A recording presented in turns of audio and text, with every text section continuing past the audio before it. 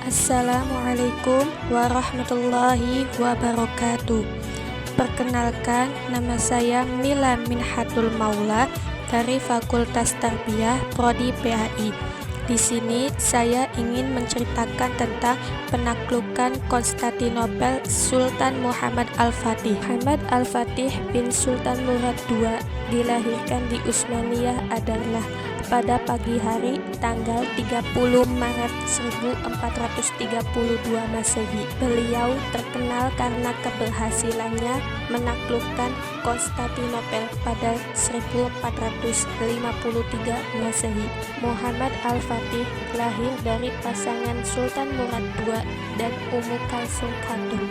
Muhammad Al-Fatih merupakan keturunan dinasti Turki Utsmani. Muhammad Al-Fatih meneruskan jabatan ayahnya sebagai sultan setelah ayahnya wafat pada tahun 824 Hijriah. Guru Muhammad Al-Fatih yang pertama adalah Syekh Ahmad Al-Qurani. Di bawah bimbingan beliau, Muhammad Al-Fatih mulai menghafal Al-Quran dan mempelajari etika belajar pada usia 8 tahun. Guru kedua Muhammad Al-Fatih adalah Syekh Ad-Samsuddin. Berbeda dengan guru pertamanya, Syekh Ad-Samsuddin adalah ulama yang berpengaruh dalam membentuk mental Muhammad Al-Fatih. Beliau tidak hanya mendidik Muhammad Al-Fatih dengan ilmu-ilmu yang dikuasainya, melainkan juga senantiasa mengingatkannya akan kemuliaan Ahlu Bisyarah yang akan membebaskan Konstantinopel, ibu kota Romawi Timur atau Bizantium. Sejak kecil, Muhammad Al-Fatih sudah menguasai ilmu beberapa bahasa, yaitu bahasa Turki, Persia, dan Arab. Kecerdasannya dalam menguasai bahasa membuat dia mampu menulis dan menerjemahkan. Sultan Muhammad Al-Fatih melakukan berbagai strategi dalam upaya menaklukkan Konstantinopel, di antaranya yang pertama, memperbanyak pasukan Utsmani dengan jumlah pasukan mencapai angka lebih 250 mujahid. Yang kedua, memperkuat pasukan dengan berbagai seni tempur dengan ketangkasan bersenjata sehingga mereka memiliki fisik dan mental yang prima. Yang ketiga, memperhatikan sisi rohaniah dan menanamkan semangat jihad dalam diri pasukannya tentang pujian Rasulullah kepada pasukan yang berhasil menaklukkan kota tersebut. Yang keempat, memantapkan pasukan dengan dukungan banyak ulama di tengah-tengah kaum muslimin yang menguatkan tekad pasukan dan semangat jihad mereka.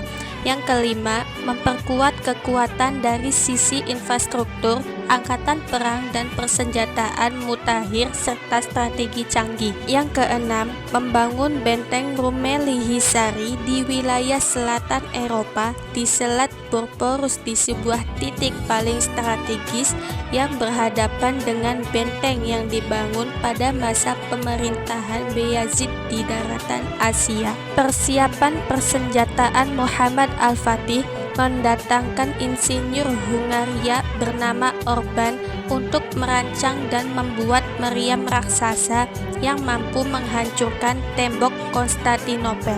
Pada hari Kamis, tanggal 26 Rabiul Awal tahun 867 Hijriah atau 6 April 1453 Masehi, tentara Utsmani dengan pemimpin Sultan Muhammad Al-Fatih sampai di timur Konstantinopel. Jumlah tentara kurang dari 250 personil. Pasukan Sultan Muhammad Al-Fatih berhasil menyerbu benteng-benteng Konstantinopel.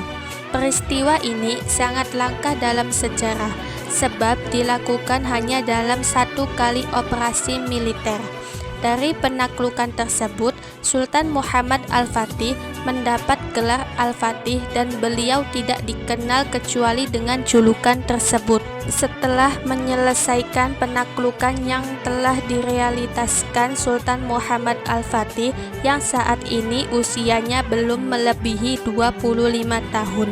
Ia menuju negara Balkan untuk menyempurnakan penaklukannya. Termasuk menjadi tujuan-tujuan Sultan Muhammad Al-Fatih adalah ia ingin menjadi kaisar di Roma, mengumpulkan pecahan baru ke dalam wilayah penaklukannya, dan menjadikan Konstantinopel sebagai benteng Bizantium. Pada bulan Rabiul Awal tahun 886 Hijriah atau 1481 Masehi, Sultan Muhammad Al-Fatih pergi meninggalkan Konstantinopel diiringi pasukan yang sangat banyak. Sebelum keberangkatannya, Sultan Muhammad Al-Fatih sudah mengalami sakit-sakitan, namun tidak dia hiraukan karena kecintaan dan kerinduannya terhadap jihad. Beliau meninggal di tengah pasukan jihad dan di tengah-tengah pasukan perangnya pada hari Kamis, tanggal 4 Rabiul Awal tahun 886 Hijriah atau 3 Mei 1481 Masehi. Ia meninggal dunia pada usia 52 tahun setelah berkuasa selama 30 tahun lebih. Wasiat Sultan Muhammad Al-Fatih kepada putranya Bayazid II.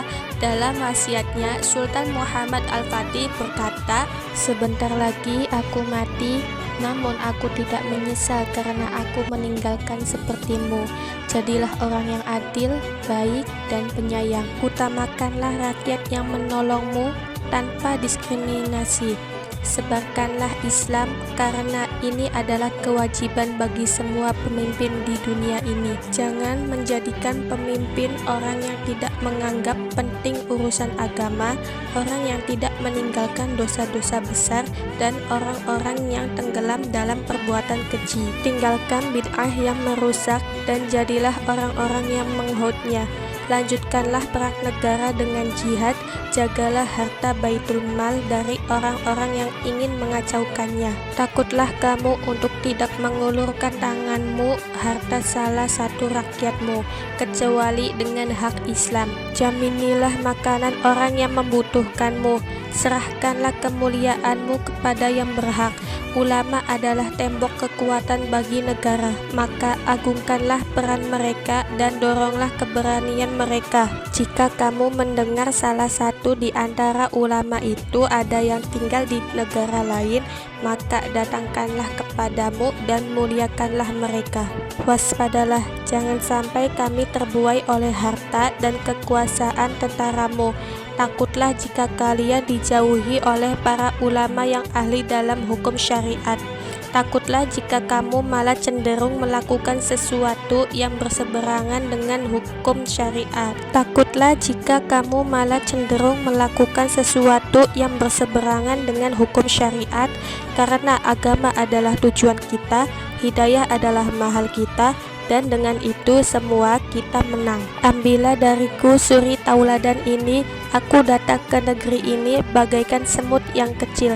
Kemudian Allah Subhanahu wa Ta'ala memberiku nikmat yang mulia ini. Maka tetapkanlah pada jalanku, contohilah aku, lakukanlah untuk memuliakan agama ini dan mengagumkan pemeluknya.